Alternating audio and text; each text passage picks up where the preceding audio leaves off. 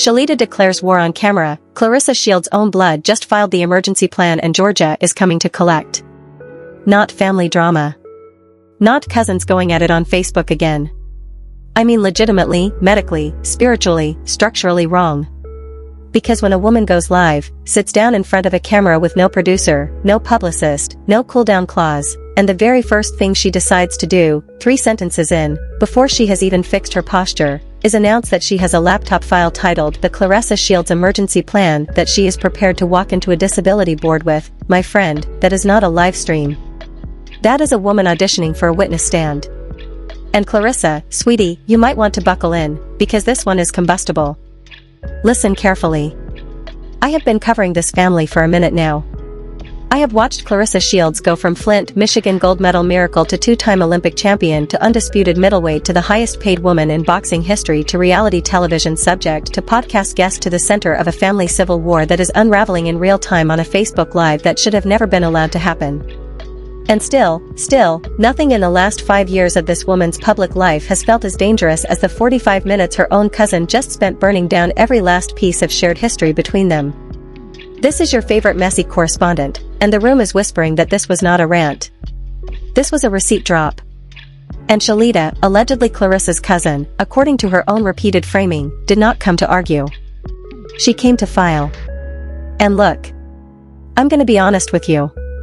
I didn't want to make this video. I really didn't. Because every time I think this family has hit the floor, somebody finds a basement. But I would be doing you a disservice, a real disservice, if I let this stream pass through the algorithm without pulling the thread that every other channel is missing. Because while everybody was running with this, Shalita went off on Claressa headline, and while Shade Room was clipping the loudest 10 seconds, and while Lipstick Alley was doing what Lipstick Alley does, nobody, and I mean nobody, was reading the actual document she referenced. Nobody was asking why she named it what she named it. Nobody was asking why she said 911 in the file name. Nobody was asking why she looped in Papoose by name. And nobody, I promise you, nobody, was asking the one question that changes the entire complexion of this story. Which is, who prepares a file like that, in a laptop, in advance, and then announces it on a live stream? That is not gossip behavior. That is pre-litigation behavior. And there is a difference. The clip itself is short in the grand scheme of a 14-minute stream, but every second of it is a signature. Shalita comes on camera and the first line out of her mouth is not "Hey y'all" or "Long time no see." It is a denial. Y'all ain't never seen me put nothing to my nose. Y'all ain't never seen me snort ever in your life. Real talk, that is not a greeting. That is a preemptive defense. And people who open with a preemptive defense are people who know exactly what accusation is coming next. That is not accidental. That is not filler. That is a signature. She is walking into that camera already positioning herself as the credible narrator, the sober narrator, the college-bound narrator, before Claressa has even had the chance to respond. And listen, that is not amateur behavior. That is somebody who has watched enough of these feuds play out to know that whoever frames first, wins. Real talk though, it does not work that way. Not when the woman on the other side of the accusation is a 2-time Olympic gold medalist with a documented pattern of turning silence into leverage. Claressa Shields does not do Facebook Live wars. Claressa Shields does press conferences. Claressa Shields does GQ interviews. Claressa Shields does 30-second Instagram videos, cold, calm, no music, no filter, sitting in a car in Flint. And that asymmetry, the fact that one of these women is fighting on a phone screen and the other one has a publicist, a manager, a promoter, and a legal team, is where this whole thing gets combustible. Because in a boxing match, the mismatch is the danger. And right now, on paper, the mismatch is enormous. But here is where I have to slow down. Because I sat and I watched the whole stream. Not the clip. Not the caption. The whole thing. And what I saw was not a woman losing her mind. What I saw was a woman doing something very specific, very deliberate, and very rehearsed. Shalita's voice was not cracking. Shalita was not flinching mid-diss. Shalita was not stumbling over her words. Every accusation had a receipt attached to it. Every insult had a follow-up. Every time she paused, it was to let the room catch up, not to catch her breath. And that? That is not a spiral. That is a script. Which is why the last 20 seconds of that stream, when she brings up the laptop, when she brings up the disability board, when she brings up the IRS, when she brings up the tax write-off, that part strips Claressa of the one costume she has been wearing for the last 3 years. Which is the costume of the untouchable, self-made, $1 million champion. Because Shalita is not accusing her of infidelity. Shalita is not accusing her of colorism. Shalita is not even really accusing her of the drug stuff, at least not in the way the internet is running with it. Shalita is accusing her of financial instability. And that is the accusation that could actually cost Claressa something. Now here is where it gets combustible, because if you have been paying attention to boxing business at all in the last 3 years, you already know that Claressa's financial life has been the subject of quiet industry chatter for a minute. Not because there is any public evidence of wrongdoing, there isn't, and I want to be extremely clear about that, but because the reported purse for her biggest fights, the reported disclosures, the reported PPV splits, and the reported management restructures have never quite added up the way the media narrative said they did. And whether that is because women's boxing is still catastrophically underpaid at the top of the sport, or because promotional deals eat a percentage of a purse that most fans never see, or because the actual take-home is a fraction of the announced number, the point is, there has always been a gap between the highest paid woman in boxing history headline and the day-to-day reality that people around her have been describing. And Shalita just stepped into that gap with a laptop. Y'all need to hear this. Between me and you? The most dangerous thing on that stream was not the abortion allegation. It was not the sexuality allegation aimed at whoever Roachi is. It was not the "your mama started the dope" man line, even though that line landed like a body shot. The most dangerous thing on that stream was the phrase "unstable millionaire." Because in the state of Georgia, in the year we're living in right now, 2026, that is not a metaphor. That is a legal category. And Shalita, whether she meant to or not, whether she was performing or not, whether she was bluffing or not, just said the words "unstable millionaire" and "disability board" in the same breath, on a public platform, with a laptop file allegedly prepared to back it up. That is not shade. That is not disrespect. That is not gossip. That is observation. And the observation is that somebody in this family has decided that the way to end this feud is not with a diss track. It is with a filing. I mean, come on. Let's be honest with each other. Because the folder theory is real. In every celebrity family I have ever covered, there is always at least one person in the bloodline who has been keeping a folder. Sometimes it's a manila envelope in a closet. Sometimes it's a group text with the receipts screenshotted. Sometimes, like allegedly in this case, it's a titled document on a laptop. And that person is almost never the one you expect. That person is almost never the loud cousin, the messy cousin, the auntie on Facebook cousin. That person is quietly the smartest cousin. The one who watched. The one who remembered. The one who sat through the Christmases and the reunions and the late-night phone calls and clocked exactly which financial promise did not get kept. And when Shalita said the words 911 emergency plan out loud, on camera, unprompted, she was not making a threat. She was announcing that the folder exists.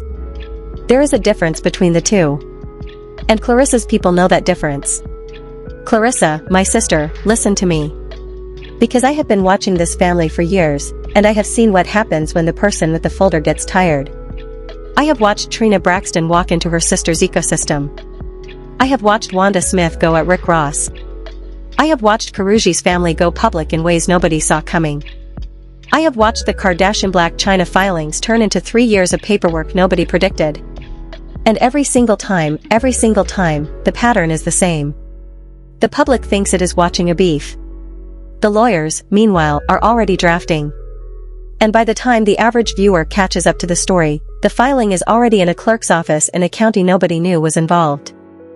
So when Shalita mentioned Georgia, when she mentioned the community, when she mentioned the gate code, when she said she has been going to that neighborhood since she was 24, 25, because her uncle lives out there, I am telling you right now, that was not a threat. That was a jurisdiction clue. She was telling you, without telling you, exactly which state's civil court is about to be the stage for whatever comes next. And I hate that I'm even repeating this, but the room is whispering that phones have already been passed. That within hours of the stream ending, at least 2 people who used to answer for Claressa stopped answering. That a certain podcast that was supposed to air a Claressa episode this month has quietly moved the release date to TBD. That a business partner allegedly asked for a clarification call. I can't verify any of that. I want to be extremely clear about that. What I can verify is that in the same window of time, same week, same handful of days, 3 things happened that make me extremely nervous. Event 1, Shalita went live and dropped the emergency plan line.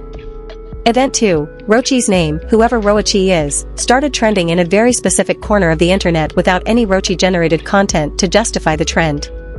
Event 3, Papoose was tagged, publicly, by name, on the stream, with a message directed straight at him. That is not a strategy. That is a spiral. And Papoose has been through enough of these to know that when a woman ends a sentence with "and I got a message for Papoose," you either return the call or you brace for the fallout. Now I want to be careful here. I am not going to say out loud on this channel what I think the connection to Papoose actually is. I am not going to speculate on his marriage. I am not going to speculate on Remy. I am not going to speculate on the Remy's best friend at a comedy show in Chicago line, because those are real people with real careers and real lawyers. What I will say is that the story is the pattern. And the pattern is that Shalita, in the middle of what looked like a family feud, casually name-dropped one of the most connected men in hip-hop media as if she had his ear directly.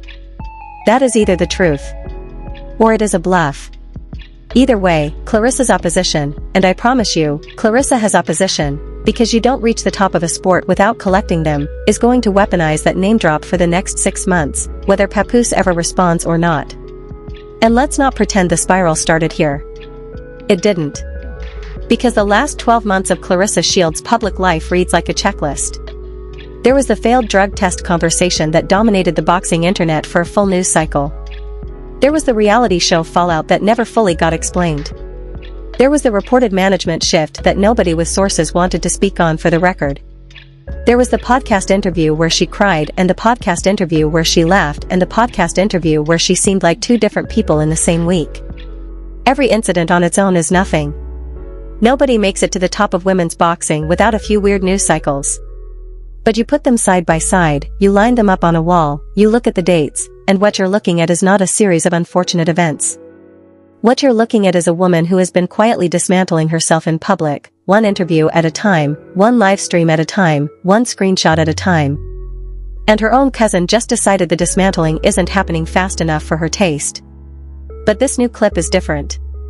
And I want you to understand why. Because the currency of a Facebook Live is not followers. It's not engagement. It's not even virality. The currency of a Facebook Live is memory. And Shalita, whether she planned it or not, just deposited a 14-minute memory into the permanent record of the internet. That clip is now downloadable. It's now clippable. It's now searchable. It's now embeddable in a legal filing, in a discovery request, in a subpoena exhibit. Everything Shalita said on that stream, the abortion claim, the child number 9 claim, the child support jab, the cosmetology license claim, the food stamps claim, the $3,500 from a millionaire claim, the sexuality allegations, the boil your ass up line about paparazzi, the disability board line, the IRS line, the tax write-off line, every single one of those is now evidence. Not because they are true. Not because they are false. But because they are on the record. And once something is on the record, it does not matter what platform it started on. It matters what platform it ends up in. And here's the part where I have to tell you what word from the block is. And I want you to take this with the appropriate grain of salt, because I don't do rumor for rumor's sake on this channel. Word from the block is that certain phone calls started happening about 40 minutes after the stream ended. Word from the block is that the room around Claressa got very quiet, very quickly. And word from the block is that the folder, the actual laptop file, if it exists in the form Shalita described, has already allegedly been shown to at least one attorney who is not affiliated with either woman's public team. I cannot verify any of that. I have no document. I have no source I would put my name behind on that specific claim. What I can tell you is that in every family feud like this that I have covered, the folder tends to be exactly as scary as the loudest cousin says it is. And the loudest cousin has never once, in my experience, been bluffing about the folder. Now, listen.